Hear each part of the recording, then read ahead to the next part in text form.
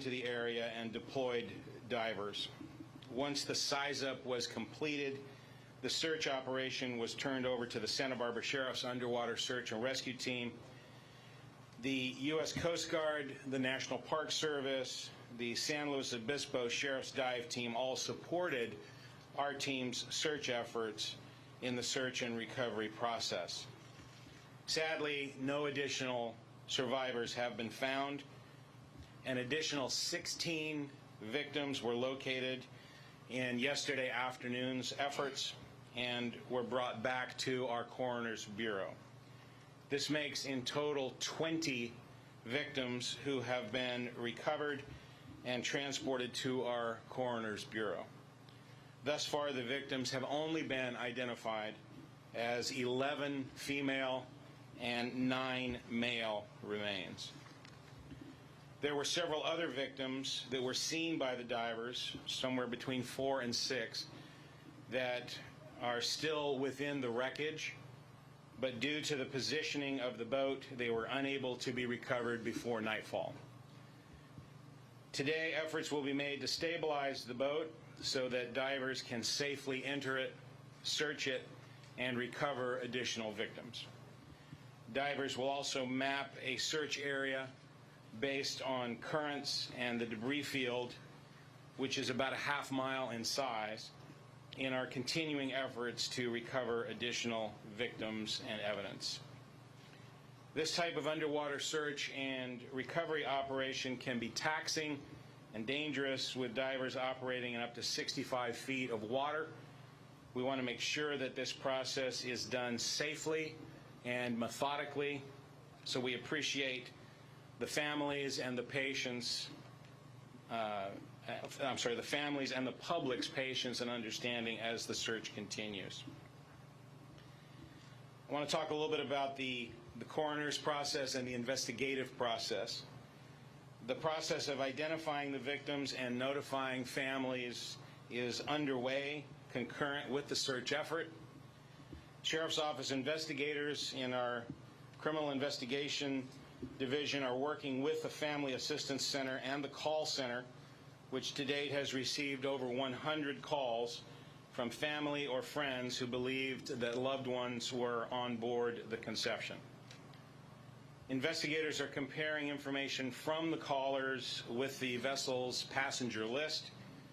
Since many, if not all, of the victims who have been recovered will need to be identified through DNA analysis, investigators will be coordinating, commencing today, with family members to collect DNA samples for comparison purposes. In all, 30 victim family members have been connected with the Sheriff's Office. Only 4 families of the 34 passengers have not yet been connected with investigators. The Sheriff's Coroner's Bureau has had mutual aid assistance from the Los Angeles County Medical Examiner's Office, and a special team from the state's Department of Justice is lending their expertise with a rapid DNA analysis tool that was instrumental in identifying victims in the Camp Fire. Today, we will begin the process of mapping DNA profiles of the 20 victims that we have recovered so far so that they can be compared with family samples that will be collected commencing today and in the days to come. An operation this large could not be handled by a single agency, and I want to thank our allied agencies and cooperators, the many local, state, and federal agencies that have come together once again as a team of teams to address this disaster.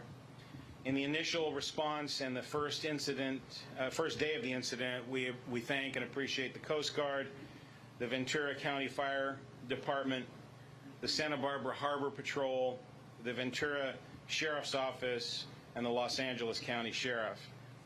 And as we are moving into the sustained search and recovery efforts, I want to thank the Cal Office of Emergency Services out of the Governor's Office, the San Luis Obispo County Sheriff's Department, the National Park Service, the FBI, the Alcohol, Tobacco, Firearms, and Explosives Division, the Sacramento branch of the State Department of Justice, the Orange County Sheriff, the Long Beach Police Department that's helping with security in the exclusion zone, and the California Department of Fish and Wildlife. The Family Assistance Center that has been set up is doing extraordinary work, and I want to thank the team that is assembled there and working directly with the victims' families. Members of the District Attorney's Office, the Behavioral Wellness Department, our chaplains from the Sheriff's Office, Hospice of Santa Barbara, the American Red Cross, the Salvation Army, and counselors from the At Ease program that is there in support of the first responders who are dealing with this terrible incident. Once again, I want to express our sympathies to the family members and our thanks to those who are supporting our continuing efforts to locate everyone who was involved in this disaster. I now would like to introduce Captain Monica Rochester from the U.S. Coast Guard.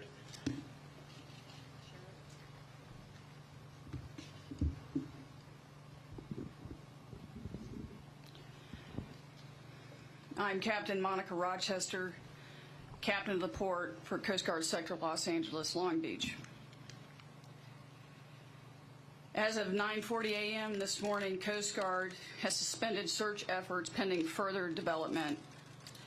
It is never an easy decision to suspend search efforts. We know that this is a very difficult time for families and friends of the victims. We have suspended these search efforts due to no additional individuals having been witnessed entering the water. Our last aircraft overflight this morning has revealed that no additional signs of distress or debris has been witnessed.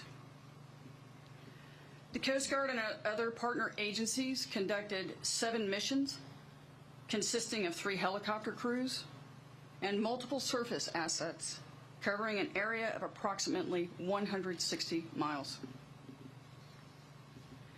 Coast Guard Air Station San Francisco Forward Operating Base, Point Magoo, MH-65 Dolphin helicopter crew was involved, 2 45-foot response boat mediums from Coast Guard Station Channel Islands Harbor, Coast Guard Cutter Narwhal, home ported in Corona del Mar, California, who has been relieved this morning, and a 45 response boat medium has been called in her place to maintain on-scene commander.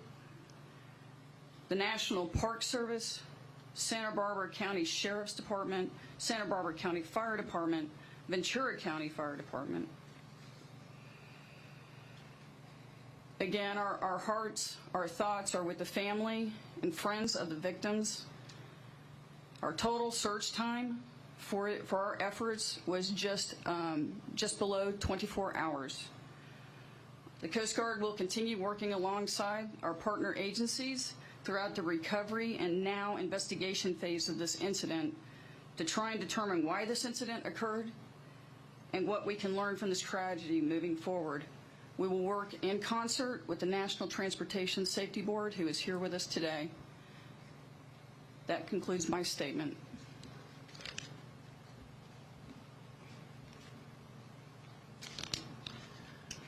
Mark Hartwig, County Fire Chief, Fire Warden.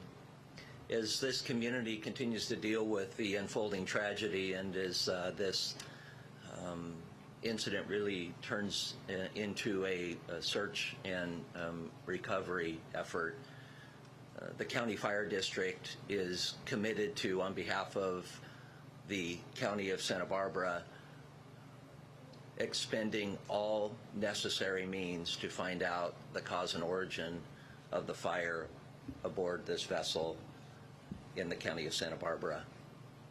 We're sensitive to the fact that families are gathered today, some from outside of the area, to bring their loved ones home.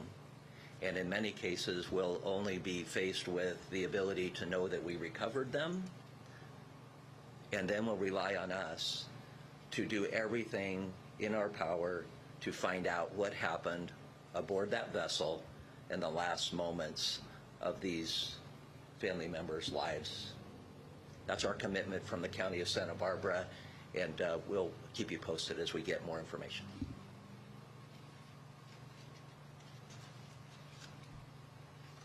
My name is Suzanne Grimacy. I work with the County of Santa Barbara, the Department of Behavioral Wellness. The information that we're hearing today is painful and difficult for everyone. But important to recognize there's some people, families, friends, loved ones that will never forget today, and will never forget the pain in hearing the change in the search and rescue to a search and recovery effort. The Family Assistance Center remains open, will be open throughout the day today, ongoing through Thursday from 9 a.m. till 6:30 p.m. We'll extend hours and days as needed. The Family Assistance Center is set up as a place for families, friends, loved ones to come safely and get information, to get resources and referrals, and to get counseling and support. I want to thank our media for understanding this and helping to create a safe place where family members know that they can come and get that support. We really want to encourage those that have been directly impacted to use this as a resource to come and get support for yourself, your families. It's also a place where you can come and join with other families who are sharing the same loss.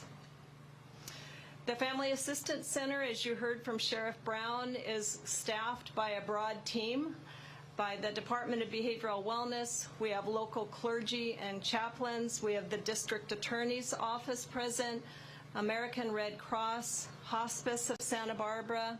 We have fire, police, sheriff, Coast Guard will be joining us today. So really encourage families to utilize this resource. And our county information call line remains available as well.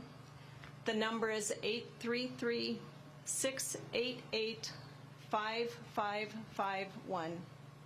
Thank you very much.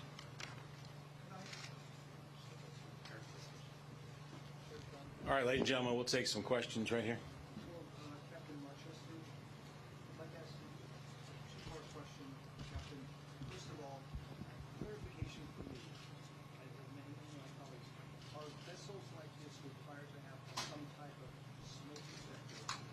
And my second question, more or less an explanation for me, for people who don't understand, what does it mean when you go from search to recovery? What are the implications? What does it actually mean? Okay, the first question is, are these types of vessels required to have smoke detectors on board?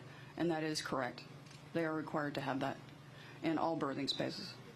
And the second question was, what are the implications associated with moving from a search and rescue operation to a recovery? And that is, we have made the determination based on current information that as far as deliberate search and rescue efforts, they have ceased. So that means the Coast Guard will not necessarily be tasking any of our boats or our helicopters to continue to be looking for victims. And so that transitions into the recovery phase, as the sheriff mentioned, for the victims. Following up, Please just one at a time. quick question for you.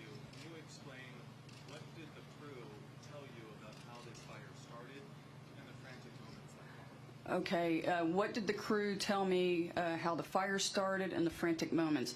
I don't have any of that information. What did they tell the Coast Guard? It's been 24 hours. The Coast Guard is presently in the process of investigating and interviewing those folks with the National Transportation Safety Board, so I don't have that information. They were able to get to a dinghy in order to save their own life. I know that based on the Mayday call that came over. That's my collective information. Has anybody spoken with them since they were arrested? I believe the Santa Barbara detectives were spoken with them. Let me transition to this gentleman here. What they did say to you, is that Nobody said anything directly to me, okay? We received the Mayday call over Channel 16 through our Sector Command Center. At this point, are you assuming that all 34 passengers did not make it? That would be a correct assumption. And can you elaborate? There's been reports that they were possibly blocked I heard that, and that's actually, quite frankly, that's actually on our recorded call for the Mayday. I personally have interviewed that radio watchstander as well as the manager of the floor for this particular incident. A lot of activity was happening, as you can surmise, coming over the communication system, over our radios. A lot of adrenaline, a lot of confusion. And I think my best deduction is the member was the radio communicator was trying to ask for information. There are no locked doors in accommodation spaces aboard these vessels. It's open berthing, and the only privacy that you have, and I'm sure that you've seen because it's on the vessel's website, are curtains. That's it. Likely that they were trapped by the flames on top. I would suspect. Yeah. Along those lines, the Mayday call also indicated perhaps there wasn't a fire extinguisher on board, or there's a question of that. Is there anything about that? Okay, this vessel is required to be inspected annually by the U.S. Coast Guard, and it has been in compliance with all federal regulations. It is required to have not only fixed firefighting system, but also portable firefighting systems. Sprinkler system, the term explosion was mentioned yesterday as a possibility. Are you going there to say that that did occur and may have been one of the first things to happen versus the speed at which how this fire started? I'm sorry, let me take that a little bit. You were asking my comments to a potential report of the vessel having an explosion on board. Is that what you're... Yesterday there was a question and it was discussed as a possibility. Okay, that's all under investigation. I don't have any confirmation of that. Are they required to have a night watch, and was there a night watch? That is also, the question is, are they required to have a night watch or a roving watch? That is also under investigation. My understanding is on the regulations that is correct. One more question. Is there a possibility that you may not bring the boat back up? I don't have that information right now. What I can offer to you is we are creating a salvage plan to ensure that, one, first and foremost, is the safety of the responders, the divers that are on scene, and to ensure that, if the vessel is inverted and upside down, it's going to have equipment hanging down on it. So we certainly don't want to put our divers in any kind of distress or harm's way. So that salvage plan, working with the owner, working with the sheriffs, will be forthcoming. We don't know yet.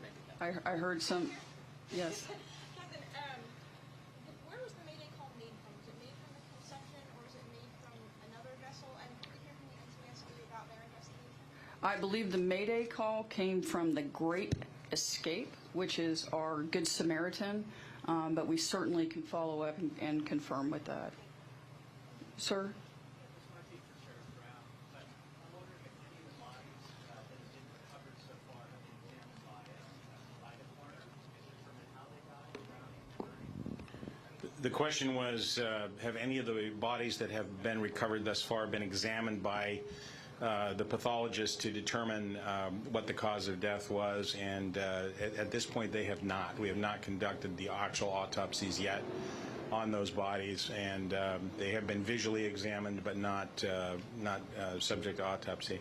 And if I could just clarify something that I think seems to be, it appears as though the Mayday calls actually may have gotten conflated. There have been released messages about the calls, but the first Mayday call may have been actually from the Conception when a Mayday was put out and there was information that the person couldn't breathe. And then subsequent to that, there appeared to have been other Mayday calls that were put out by the Good Samaritan vessel that was nearby.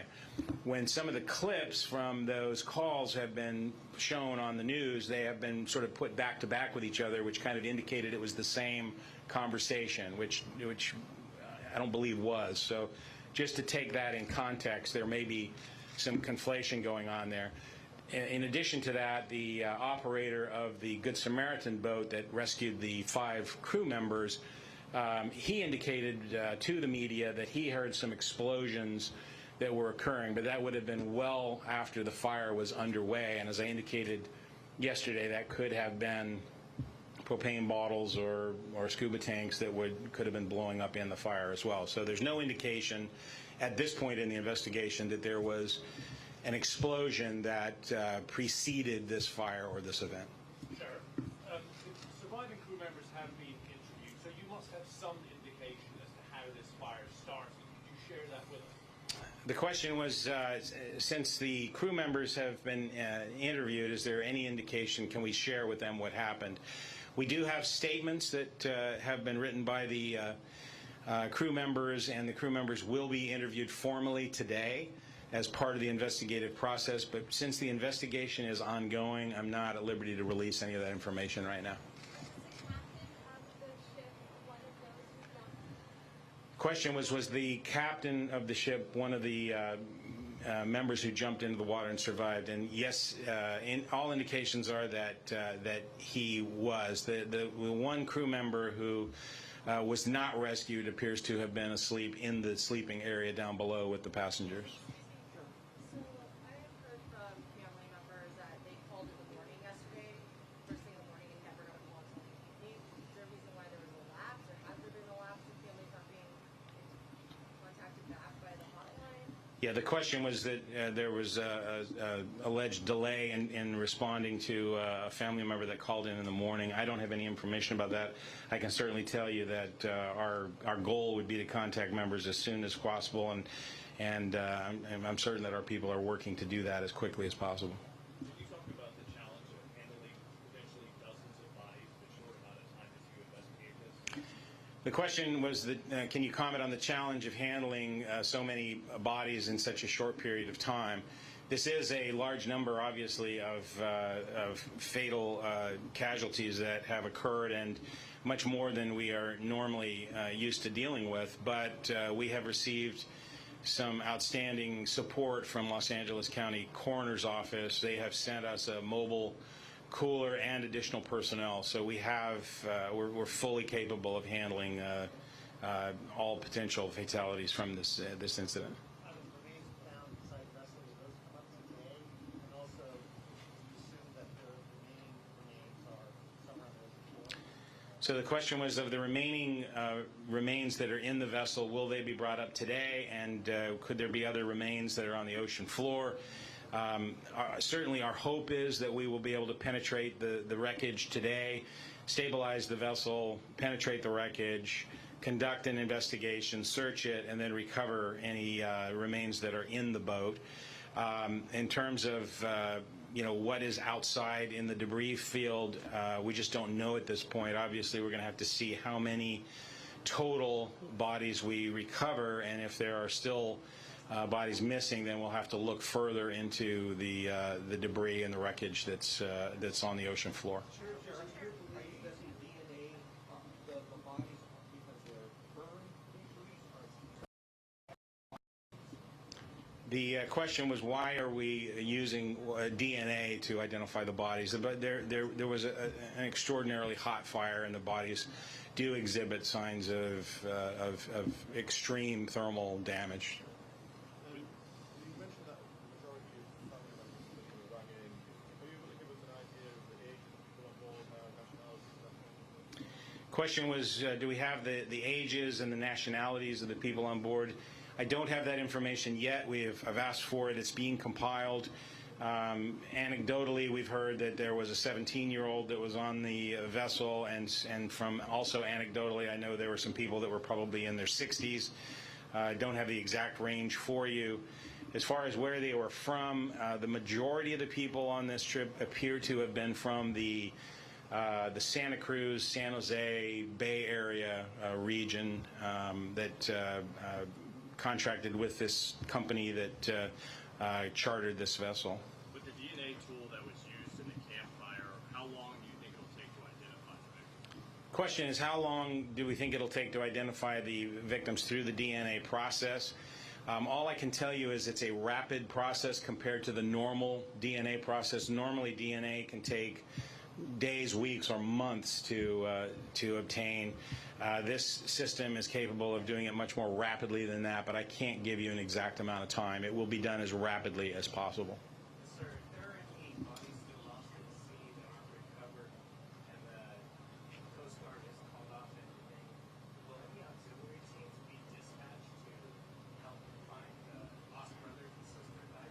You're saying if we don't recover them all? Yes. So the question was if we don't recover all of the victims, is there going to be any additional search for them? So again, it's premature to say that, because our hope is that once we get into the vessel, hopefully today, that we will find the remaining victims and recover them. Obviously, if that doesn't happen, we will be looking at the debris field and other areas where there could be remains from the victims of this terrible tragedy. Sure. Is there any indication that any of the 34 people who were below deck managed to make it through the flames before they perished?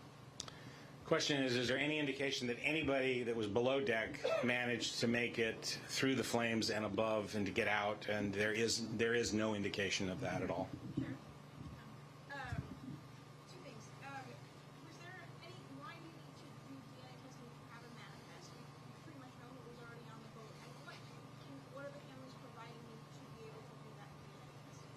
What do you need? What was the first part of your question? If you have the manifest, why is it important to do the DNA testing again? So the question was, since we have the manifest and names of people who were aboard the vessel, why is it important to use DNA to determine it? We have to make a determination that the people whose names we have are in fact those people who were aboard the vessel, those who we know have perished, and those who we are continuing to look for and hopefully will recover shortly. So it has to be done through that process. We don't do it any other way. The bodies that have been And what do you need from the families to make sure to do the DNA analysis? So the question was, what do we need from the families to do DNA analysis? So today our investigators will be reaching out to those family members who have contacted us, and if any family members have not contacted us for any reason, we ask that you do that. The reason being, we need to take familial DNA samples. We need to take a DNA sample from a parent or a sibling of the person who was believed to be on the vessel. That is done with something called a buccal swab. It's basically a swab that just takes saliva from the mouth of the donor, and then that DNA sample that is donated will be compared with DNA samples that we will take from the remains of the victims who are in our custody now. Sure, thank you. Can you shed more light on how it was that 5 of the 6 crew members happened to be up on the bridge? Were they having a meeting? Were they having breakfast? Were they recharging scuba tanks? What was going on? So the question is, why were the 5 crew members above deck and everyone else below deck? Essentially, the way the ship configuration is, there are 3 decks on this ship. Essentially, the below deck or the lower deck is the sleeping area. The secondary deck had the galley and the salon area, and the third deck was the crew's quarters and the bridge for the vessel. So the crew would be perfectly normal for the crew to be up on that third deck. That was their assigned location to sleep, and the bridge of the vessel was up there as well. So were they awake, or were they also asleep when the fire started? I'm sorry. I want to ask you, is it your belief, based on what you know, that basically those people on that third deck, that are the lower deck, essentially had no chance to survive, based on what you're gathering from the information you have so far? Yes, the question was, is it appearing as though the people who are below deck were trapped and unable to exit the vessel? And that does appear to be exactly what happened. That there was a stairwell to get down the main entryway up and down, and there was an escape hatch, and it would appear as though both of those were blocked by fire. For the bodies that have been recovered, does the coroner come up with an initial cause of death at this point? Yeah, the question is, have we got an initial cause of death on the bodies that have been recovered thus far? And no, we have not. We've just done a visual exam on the bodies so far. Sheriff. That will be conducted. You've been busy with the investigative work. What kind of an emotional toll has it taken on you and the men and women in this operation? The question is, we've been very busy with this work, but what kind of emotional toll has this taken on the first responders and all of us who are involved in this incident? And I can tell you that it is a very poignant duty that we have, and many of us have been and will be continuing to go to the Family Assistance Center and to meet with family members and those who are supporting them, and the humanity of this is very evident. The broad impact, the devastating impact on so many families and so many people and on this community is evident, and that is certainly very troubling. What is a small lift, if you will, in the midst of all of that is the way this community and our allied agencies have come together to address this terrible incident.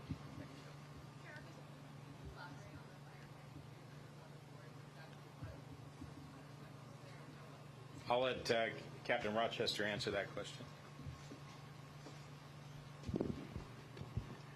Okay, you've asked what type of firefighting equipment was on board and its location. Okay. So there's a fixed firefighting system that is located in the engine room. There will be at least handheld, or what we call portable, fire extinguishers at the both exitways or entryways, if you will. There will be portable fire extinguishers there. There will be a fire extinguisher on the bridge, and there will be a fire extinguisher outside on the main deck. According to the last examination inspection that the Coast Guard did, all apparatus was accounted for. Were the crew members awake or asleep? My understanding, the crew, I don't have that clear, but we certainly can get that information for you. We were told they were in their underwear when they got to the Great Escape, which would suggest they were asleep, but yesterday we were being told that they were awake. We will get that clarification for you. On boats like this, do the dive tanks have to be kept in separate standard compartments should a fire eventually? I don't know what the current arrangement was on this boat, but we certainly can provide that clarification for you. Captain, what can other charters learn from this incident? I think the question was, what can other charters learn from this incident? I think to make sure everybody understands what the egress, what the emergency escape routes are, which I know that's a requirement for the master and the crew to conduct prior to departure from the dock and during evolutions. So, and what I mean by during evolutions is that there's a change in the operation. But I would suggest that preparation, training, and drilling your fire exercises. Just a moment. Is there any indication that maybe they were still asleep at the time that they perished? That as the sheriff said, that is the indication that we have at this time. So the question was, are there any indications that the passengers were asleep at the time of the fire? No, were they still asleep when they died? Did anyone, can you tell if they woke up and tried to... That specific, okay, so the question was, were they actually asleep when they perished? And I don't have, that is under investigation. I don't have that specific information.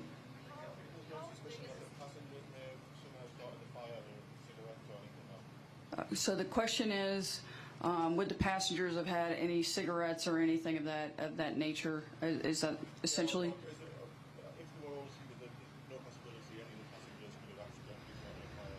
Okay, so the question is, if the passengers were all asleep, would there have been any possibility that somebody would have been smoking or had left a lit cigarette? And that too is under investigation by the NTSB and the Coast Guard, so I don't have any specific information to that. Vessels like this in operation in Southern California and helping some of the industry? Okay, so the question is, how many dive vessels are in Southern California, and how big is that operation?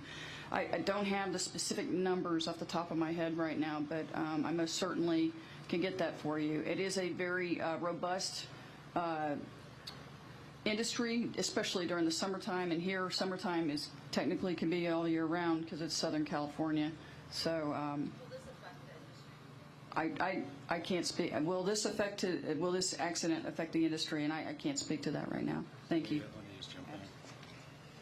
We're going to go ahead and take two more questions, these two right here. You first, ma'am.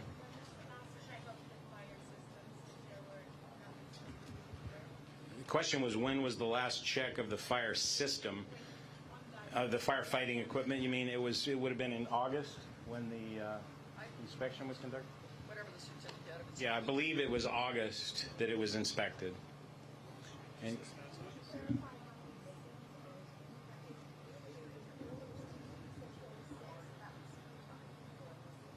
there's 14. The question was, we mentioned earlier that there were 4 to 6 people seen last night still in the wreckage, but how many people are missing? There's still, at this stage, are 14 people who are missing, and the bodies that are still within the wreckage that were sighted last night just before darkness, and we were unable to recover those last night. So our hope is that we'll be able to recover them today. And it was 4 to 6 is what the estimate was. Just to clarify, you said August. Do you mean August of this year or August of last year? Do you know what I haven't seen the certificate of inspection. We can get you that.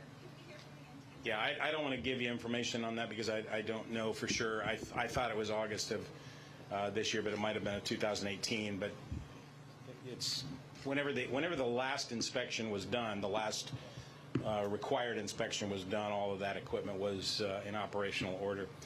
So, ladies and gentlemen, that'll conclude our briefing today. We will reassess where we are in terms of additional information, and we will let you know if there will be another news conference sometime tomorrow. And in the meantime, if we have additional relevant information, we will release it through press release. Thank you.